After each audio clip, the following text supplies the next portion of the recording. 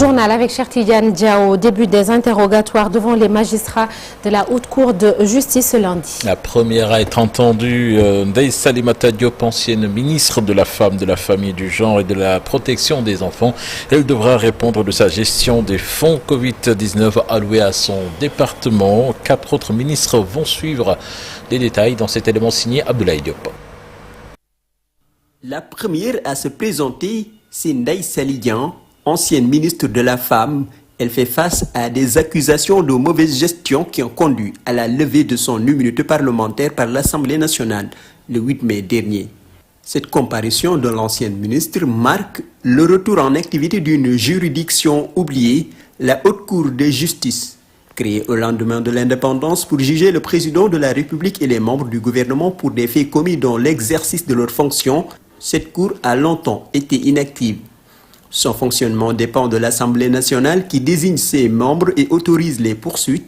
Depuis sa création, elle n'a été que rarement sollicitée. Sa réactivation intervient dans un contexte de rupture politique où la lutte contre l'impunité est devenue un mot d'ordre. Et cette première comparution n'est que le début d'une série. Le mardi, ce sera au tour de l'ancien ministre de la Justice Ismaïla Madior Fall de se présenter devant la commission d'instruction.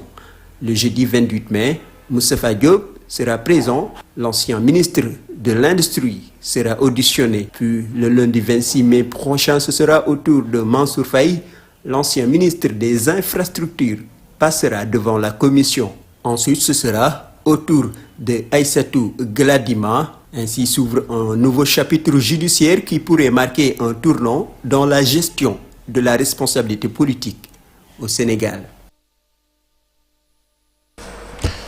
On parle à présent de l'audition des frères de Farba Ngom attendue ce lundi, Cheikh Tidiane. Ismaïla et Birane Ngom sont convoqués dans le cadre de l'enquête sur les transactions douteuses de 125 milliards de francs CFA signalés par la CENTIF. Farba Ngom et un de ses frères, Demba Ngom, sont déjà en prison à cause de cette affaire. Et puis retenez également que le chroniqueur Harouna Niang, envoyé en prison, sera jugé ce lundi au tribunal de Dakar. Le chroniqueur est accusé de diffusion de fausses nouvelles.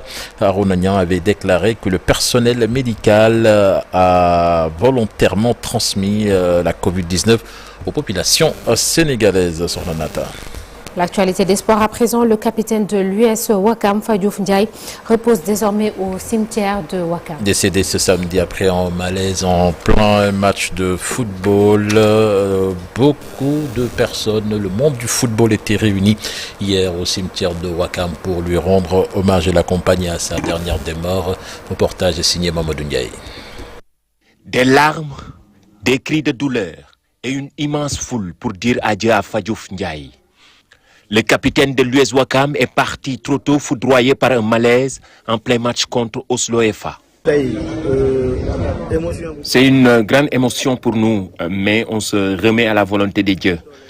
Il nous a pris notre capitaine, que son âme repose en paix. Fadiouf, c'est un ami, un fervent joueur. Je le connaissais depuis plus de 20 ans.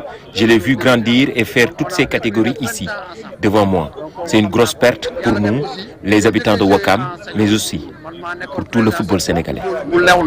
Cette nouvelle nous a vraiment attristés. C'était un jeune plein d'ambition. C'était un jeune vraiment qui a apporté plus, qui a beaucoup apporté à Ouakam par rapport à tout ce qu'il faisait autour du club, par rapport à ce qu'il faisait sur le terrain. Nous avons perdu un élément majeur de l'US Ouakam. Formé au club, Fadiouf Ndiaye incarnait l'esprit de Ouakam.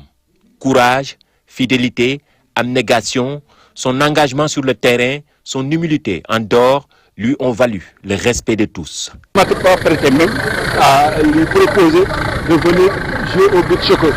Je lui proposais ça. J'avais une relation particulière avec lui et particulièrement à son père.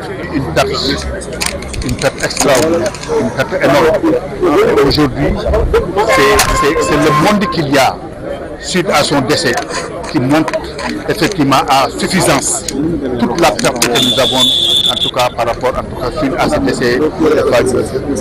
Les témoignages sont unanimes et nous sommes sûrs que Dieu lui accordera son pardon, lui accordera son paradis. Son décès brutal a provoqué une onde de choc dans le monde du football sénégalais. La fédération a exprimé sa douleur et appelle à renforcer les dispositifs médicaux dans les stades. Il faut savoir que les matchs de football, surtout en championnat, c'est les clubs qui organisent. Il doit y avoir une ambulance, il doit y avoir des sapeurs-pompiers. Hier, il y avait les ambulances, hein. Il y avait les sapeurs-pompiers. Peut-être qu'aujourd'hui, ce qui nous manque, c'est l'ambulance médicalisée. Et l'ambulance médicalisée, ce n'est pas à la portée de n'importe qui. Hein. Et il faut savoir qu'aujourd'hui, on organise 16 matchs au niveau de la Ligue professionnelle tous les week-ends. Et ensuite, plusieurs matchs au niveau de la nationale et de la nationale. Donc, c'est des centaines et des centaines de matchs par semaine. Donc, doter une ambulance médicalisée dans chaque stade, c'est un peu difficile. Maintenant, il faut aujourd'hui l'assistance des secouristes, des médecins et tout ça. Et chacun a son médecin et a son infirmier. Maintenant, avec l'avenir, on va essayer aujourd'hui de voir encore comment faire aussi pour éviter de pareilles situations. À Ouakam, plus qu'un joueur, c'est un fils du quartier qu'on enterre. Et dans les cœurs, une promesse, celle de ne jamais l'oublier.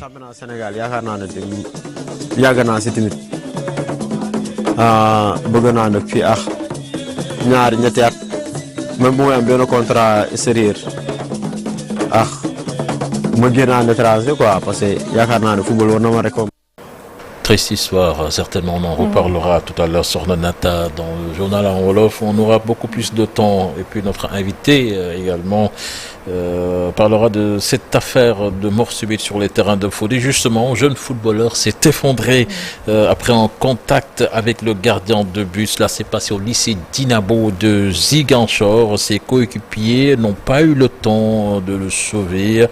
Le drame a eu lieu dans l'après-midi d'hier lors d'un tournoi de football de la communauté ballante de Ziguinchor. Une information de notre correspondant Boubacar Diassi sur le matin. Merci beaucoup, cher Tidiane. On reparlera de tout cela dans la seconde partie de l'émission. À retrouver le journal en Wolof, ce sera sous forme de brève. Cela fait maintenant plus d'un mois qu'un soldat est porté disparu après un accrochage entre les éléments du MFDC et l'armée. Celle-ci procédait à une opération de sécurisation dans le département de Bignona, quelques jours seulement après un braquage dans le village de Djignaki. Et il ne s'agit pas du seul forfait attribué à des bandes armées ces dernières semaines dans le sud du pays. On en parle ce matin tout en revenant sur des événements survenus le 19 mai 1990 à Ziguinchor. Un attentat avait été perpétré au moment où la communauté laïenne célébrait un gamou sur place. Retrouvez tout cela dans Un jour au Sénégal, un jour dans le monde. Et pour la rubrique de quoi est-il le nom? Ce matin, nous nous rendons à Thiès pour l'histoire et la géographie d'une localité. Et Cheikh Anta Diop sera notre guide du jour. La revue de presse et l'affaire de Cheikh Diop. À retrouver également la météo du jour. Tout de suite, l'actualité internationale.